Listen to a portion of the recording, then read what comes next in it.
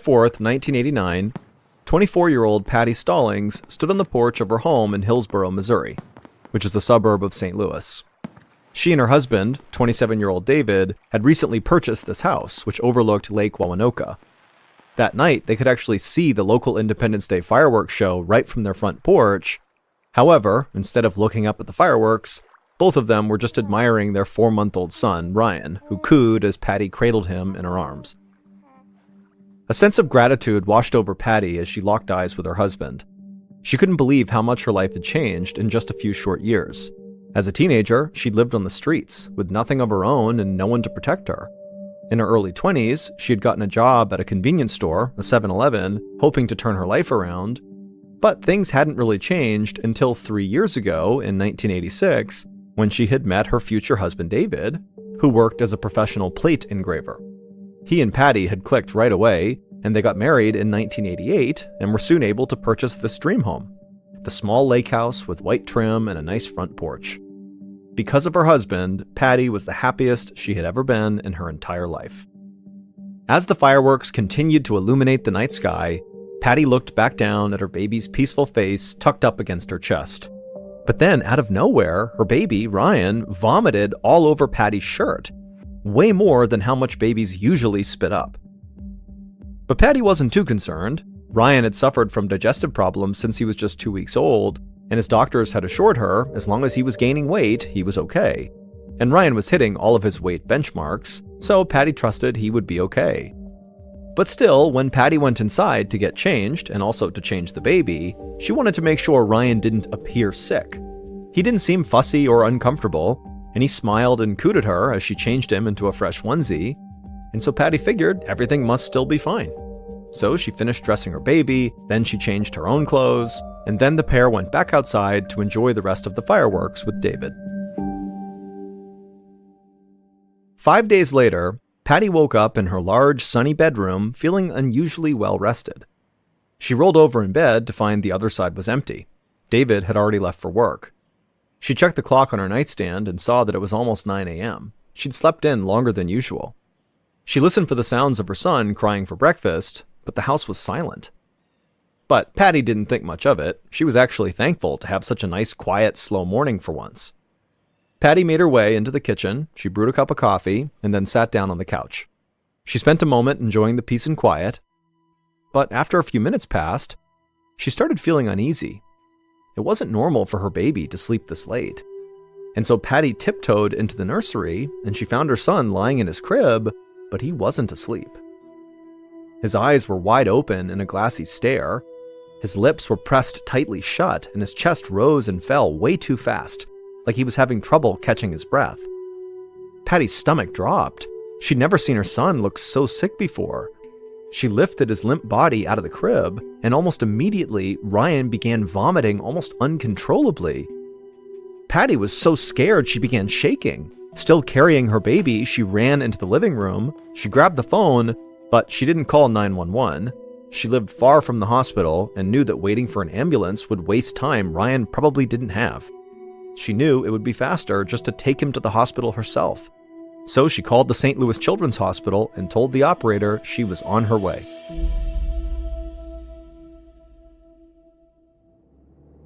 "10 minutes later, Patty sped down the highway towards St. Louis. She wasn't familiar with the roads, and driving in the city made her nervous. And so as cars honked and swerved around her, she tried to look down at the paper map in her lap to read it, but it was really hard to do that and also drive. As Patty turned around to check her blind spot, she caught a glimpse of Ryan in his car seat. It looked like his chest was barely moving. Afraid her son was just going to stop breathing altogether, Patty turned back around and just began looking out ahead for any highway sign that might just tell her where to go. Right up ahead, she noticed a sign that had a big H on it right near an exit ramp, and Patty knew that meant there had to be a hospital close by. So she flipped on her blinker, she got off the freeway, and followed the hospital signs towards the emergency room. It wasn't until she pulled into the parking lot of that hospital that she realized it was not the St. Louis Children's Hospital that she had called. The sign on the building that she was at said Cardinal Glennon Children's Hospital. But really, it didn't matter to Patty. She was just happy to be somewhere with doctors who could help her son. So she turned off her car, she jumped out, and she opened up the back door, and she reached in, and Ryan's tiny body was just so limp in his car seat. Patty unstrapped him carefully and then picked him up and held him tight to her chest. She could barely hear his shallow breathing as she ran with him inside the emergency room. Once she was inside, Patty rushed to the check-in desk and explained what was going on. A young nurse arrived quickly and ushered her and her son into the pediatric intensive care unit. The nurse then took Ryan out of Patty's arms and brought him into an examination room. Patty followed, feeling totally helpless. As Patty walked into the room, she saw her son was already being hooked up to a nasal cannula, which is like a thin tube with 2 prongs that are inserted into the nose. When they turned it on, it sent oxygen into Ryan's lungs, helping him breathe. Within moments, Patty could see her son's chest was now rising and falling normally, and she was so relieved. As soon as the ER doctor confirmed that yes, Ryan was stable now, Patty asked a nurse to use the hospital phone. She needed to call her husband. Later that day, Patty and her husband David sat by Ryan's bedside, watching him breathe through the tube attached to his nose. After such a frantic morning and afternoon, Patty was totally exhausted, and David, who had left work early to be there, was also very tired. And so as the anxiety of the day began to fade away, because Ryan was very stable at this point, the parents began to nod off. But before they could fall asleep, an older man in a white coat entered the room. He had graying hair and a round, reddish face. He sat down next to the parents and introduced himself as Dr. Stevens, the hospital's chief of pediatrics. Patty couldn't read the doctor's expression. It was like he'd practiced keeping his face totally neutral, most likely so he could deliver any kind of news, good or bad, with some level of professional distance. Dr. Stevens told the parents that their son, Ryan, seemed like he was going to be okay, but he really wasn't sure what had caused their son's illness. He had ordered some blood tests, but it could take days to run them all, and Ryan needed to stay in the hospital until the results were in. Until then, there was really nothing Patty or David could do, and so Dr. Stevens suggested that they go ahead and actually nod off and try to get some rest. 3 days later, on July 12th, Dr. Stevens strode down the hospital hallway, followed closely by 2 men wearing black suits. The doctor was totally on edge. In his long career as a pediatrician, he'd seen a lot of shocking things, but nothing like this. Dr. Stevens eventually came to a stop outside of a room where he knew Patty and David were staying.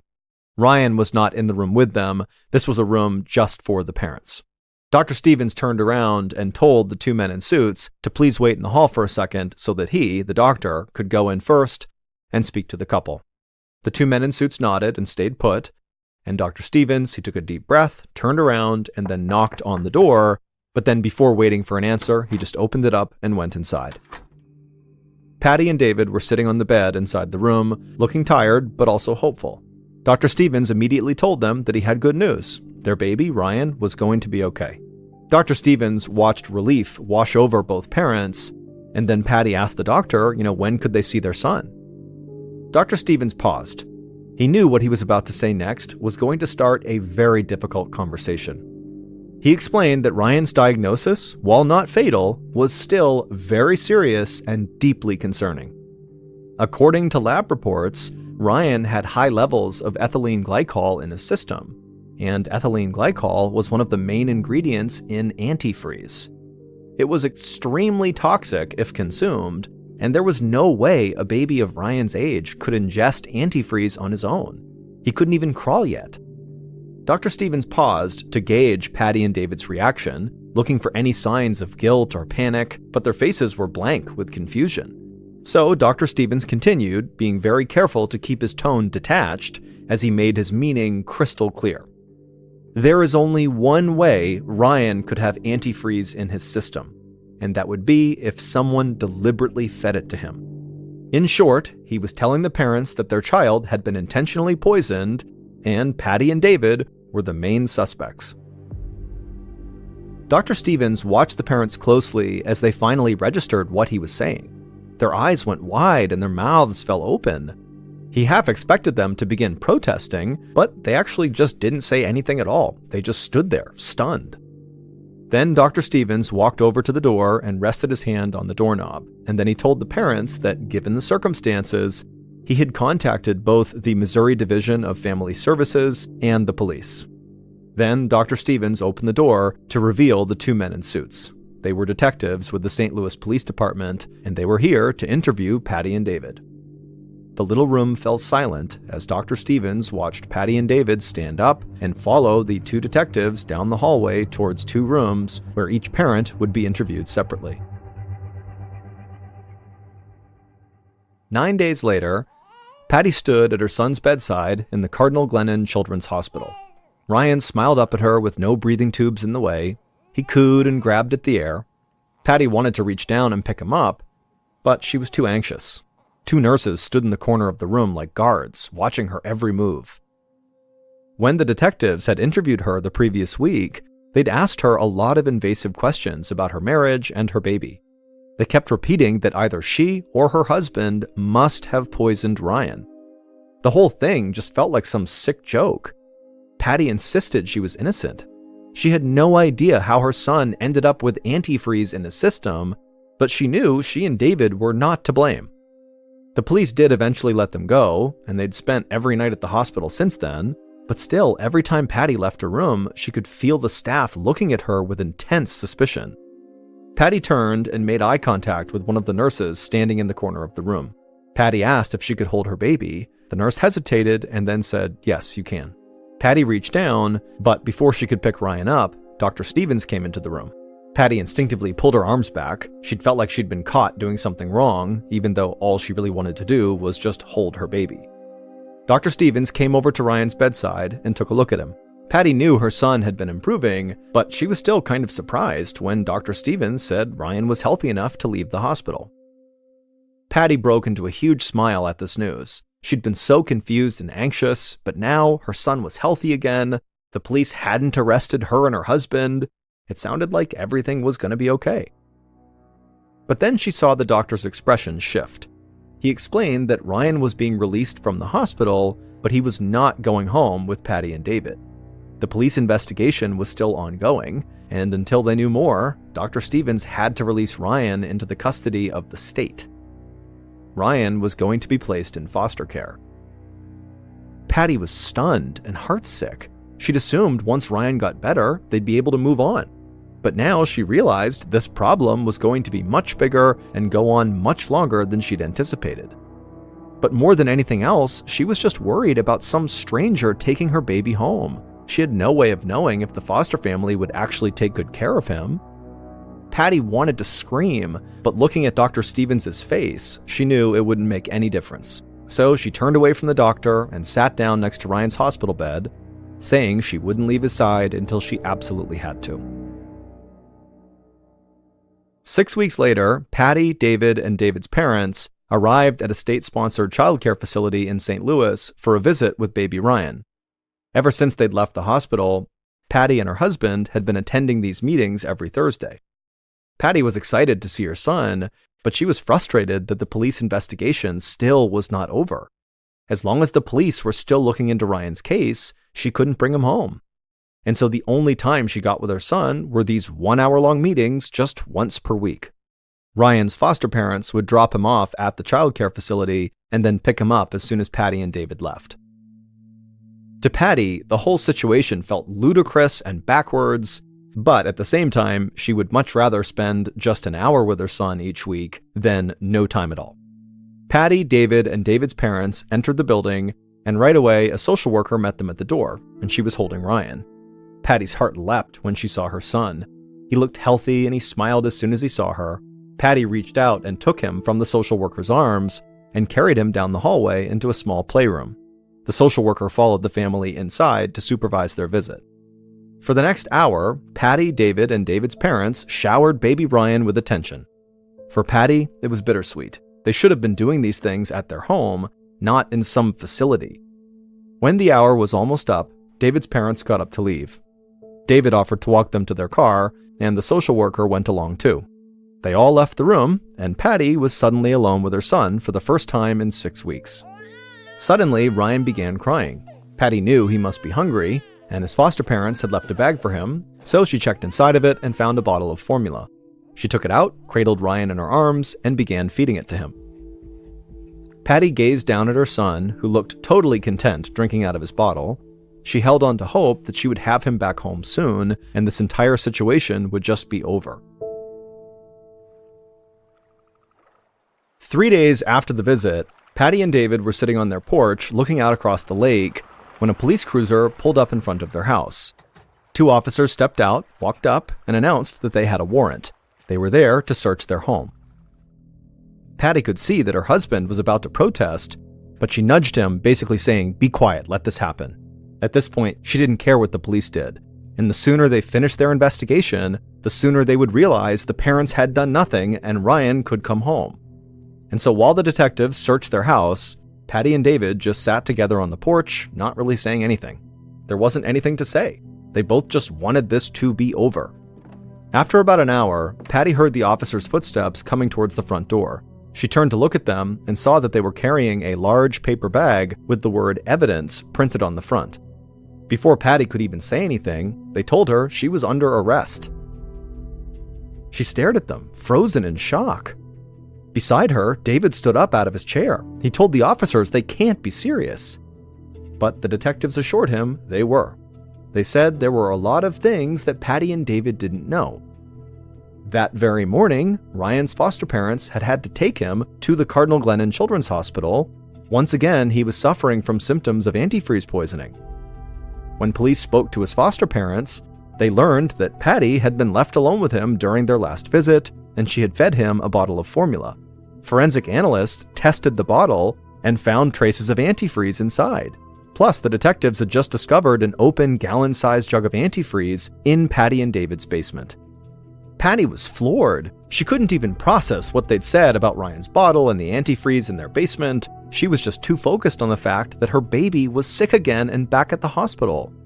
The police pulled Patty out of her seat and put handcuffs on her wrists. She heard them say she was being charged with assault with a deadly weapon. As they led her towards the police car, she craned her neck backwards and called out to her husband. She begged him to drive up to the hospital. One of them had to be with their son.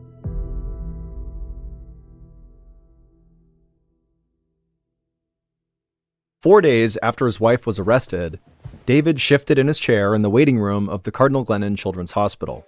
For the past 4 days, he'd been living in his own private hell. He couldn't sleep, he barely ate. He could only think about 2 things: his wife being locked up in a jail cell, and his son sick in the hospital. And in fact, Ryan's condition was much worse this time than it was the last time.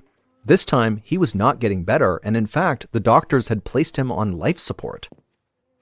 A few minutes later, Dr. Stevens walked into the room.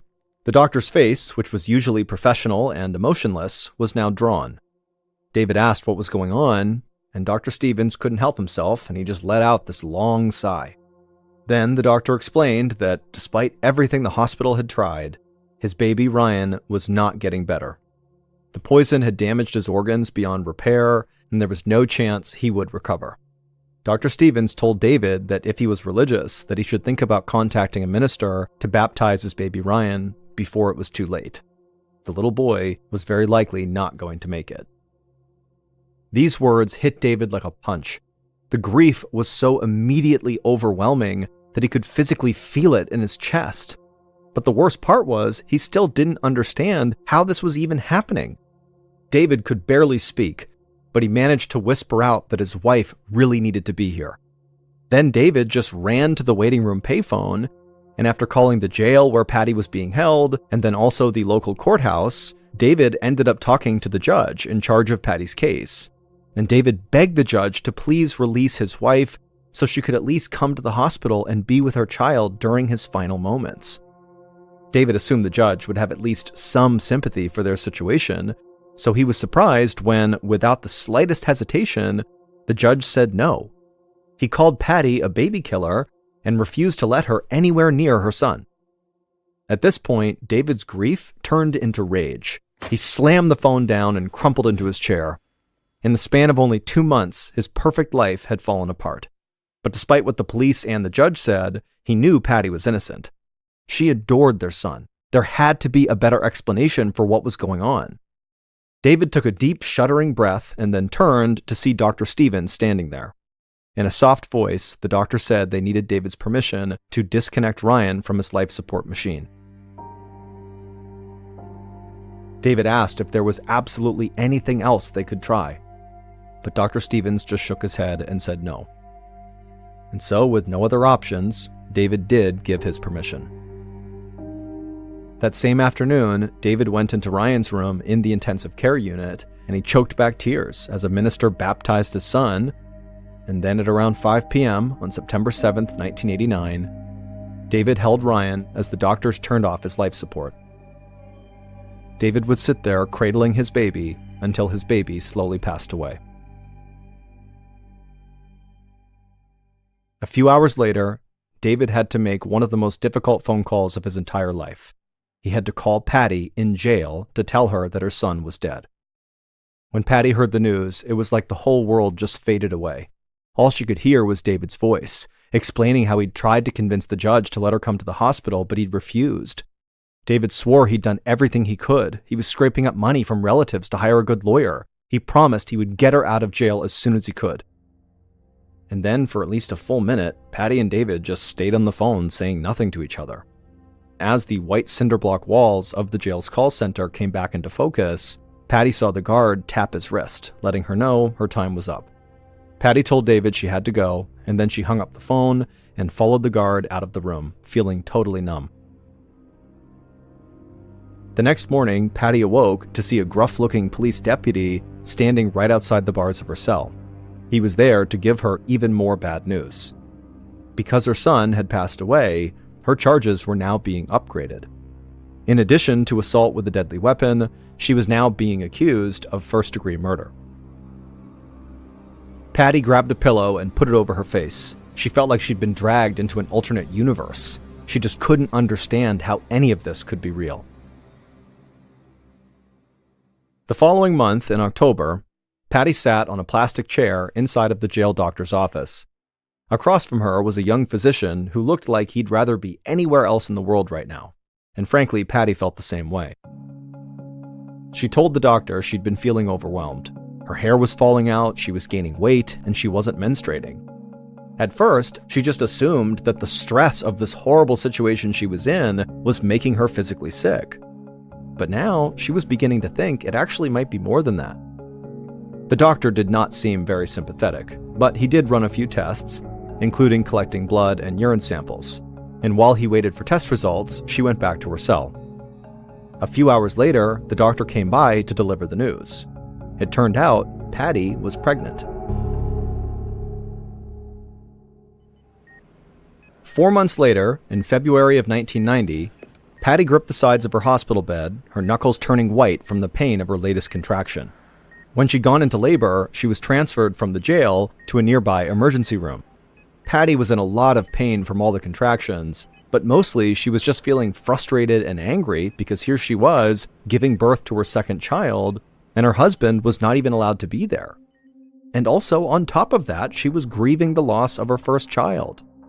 Patty could hear the labor and delivery nurse instructing her to push, and so Patty dug her fingers into the mattress and squeezed her eyes shut, and she felt like her body was going to rip open, and then suddenly she heard the sound of her baby crying.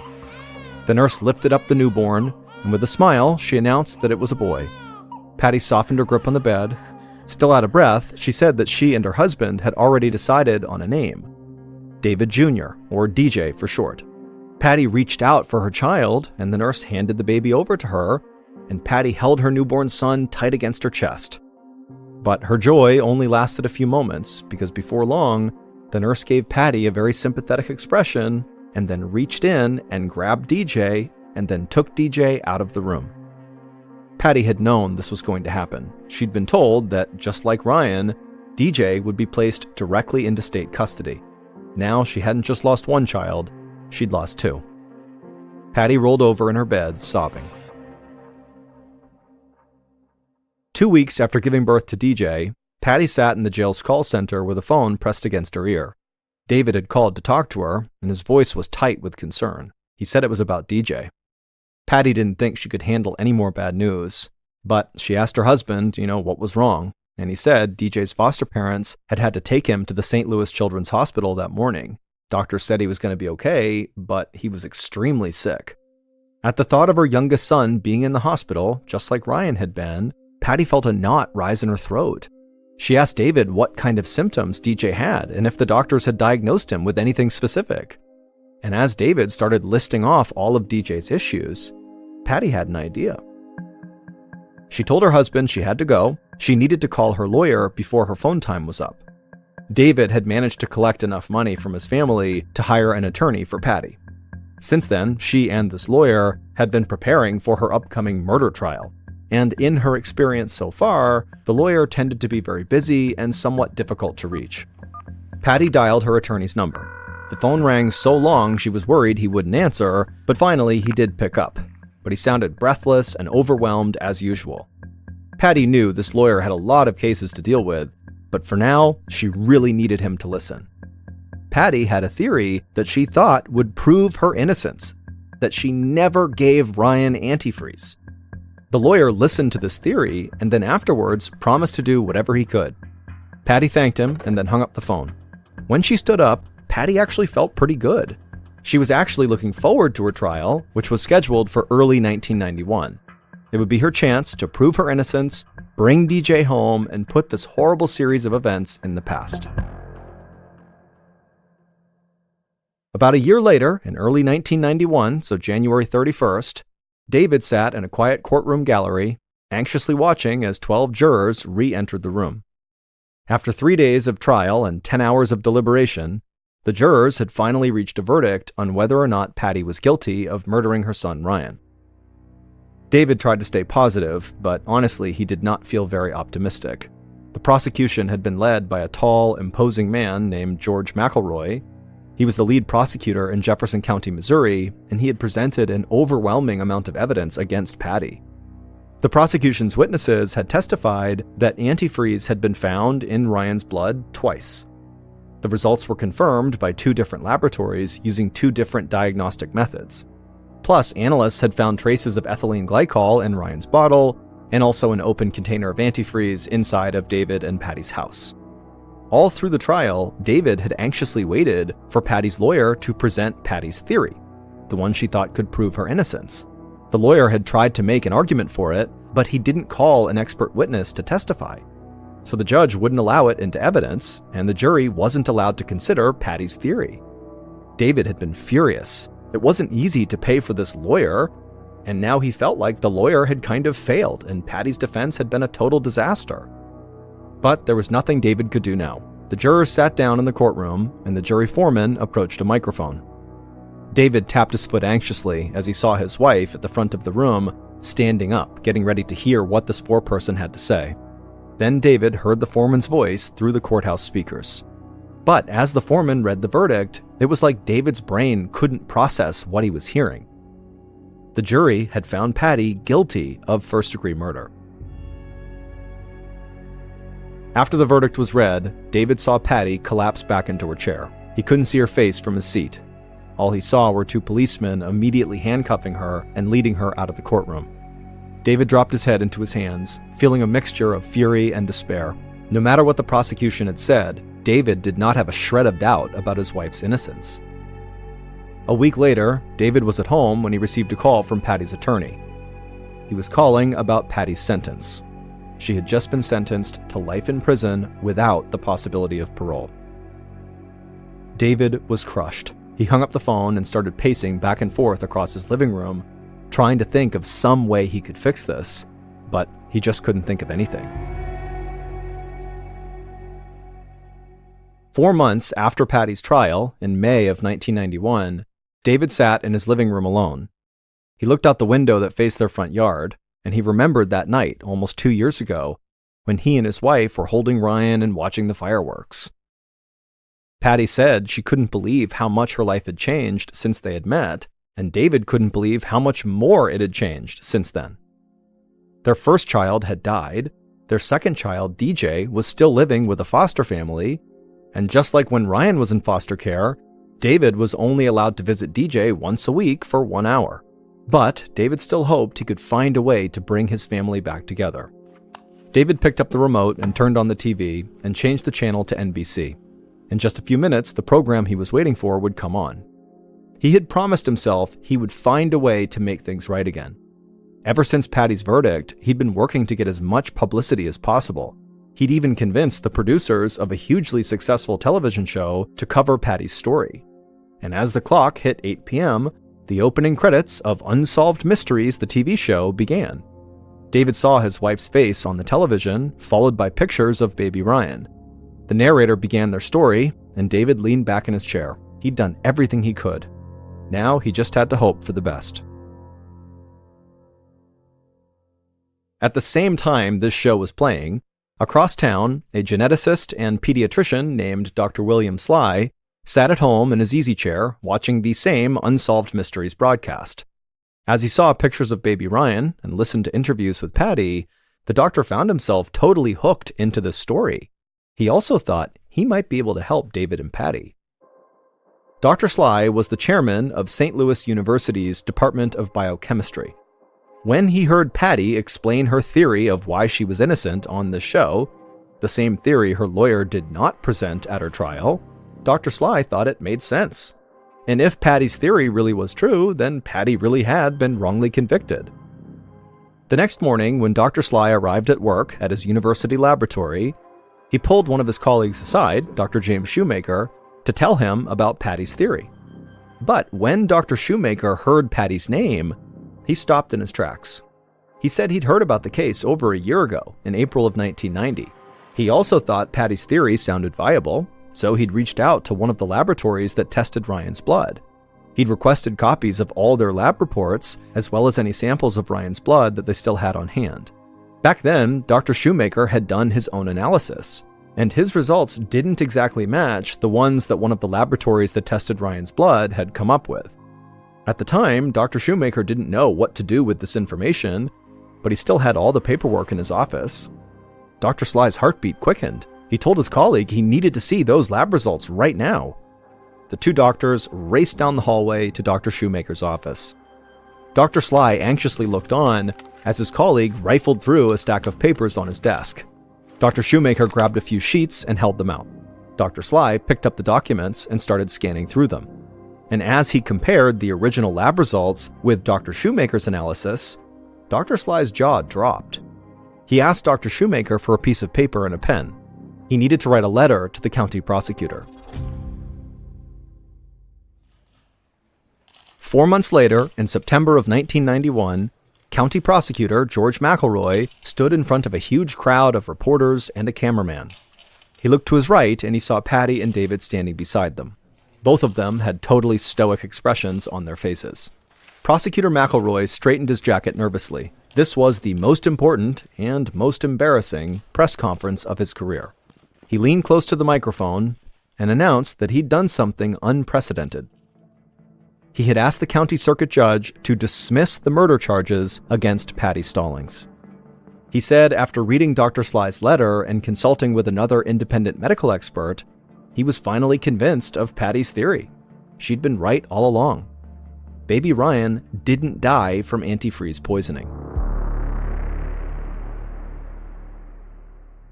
For over 2 years, Patty had been accused of poisoning her son, but she had never hurt him. Nobody had. In reality, Ryan had died from a rare genetic disorder called methylmalonic acidemia, or MMA for short, which caused his own body to produce a deadly chemical that was nearly identical to antifreeze. People with MMA can't fully digest food containing certain proteins and fats, many of which are in breast milk and baby formula. When these nutrients are not properly processed, they break down and turn into poison in the body. This causes vomiting, lethargy, trouble breathing, and organ damage. Patty had told her lawyer that she believed Ryan could have this disorder because his little brother DJ had it too. When DJ had fallen ill, his symptoms were the exact same as Ryan's, but instead of finding antifreeze in his blood, DJ's doctors had found a toxic substance called propionic acid. Propionic acid is often a telltale sign of MMA. It's also almost chemically identical to ethylene glycol, which is the poison found in antifreeze. The molecules are only different by a few carbon atoms, and so the two are easily mistaken for each other. When Dr. Sly saw Ryan's case on Unsolved Mysteries and then looked over the baby's lab results, this was the tiny discrepancy he found. The substance that analysts thought was ethylene glycol was actually propionic acid. Tragically, if Ryan had been treated at St. Louis Children's Hospital, where DJ had been correctly diagnosed and Patty was trying to take Ryan when he first got sick, all of this could have been avoided. Instead, the analysts at Cardinal Glennon and the other labs that tested Ryan's blood had unfortunately misidentified this naturally occurring substance as antifreeze, and their incorrect findings had been used to send Patty, an innocent woman, to prison for life. It is worth noting that the mix-up in going to the wrong hospital would not have necessarily saved Ryan, because MMA has an extremely high mortality rate, and long-term survival is not very likely. As prosecutor George McElroy stood before the crowd of reporters, he admitted he'd been wrong, and then he personally apologized to Patty and David. He said even though their suffering could not be undone, he would make sure Patty was fully exonerated, and she would get to bring her surviving son, DJ, back home. Patty and David filed lawsuits against the Cardinal Glennon Children's Hospital, the diagnostic labs who'd misdiagnosed Ryan, and 3 different physicians. In 1993, they received an out-of-court settlement for an undisclosed amount. Their surviving son, DJ, battled the same genetic disorder that killed his brother, and unfortunately, it took his life too in 2013, when he was just 23 years old.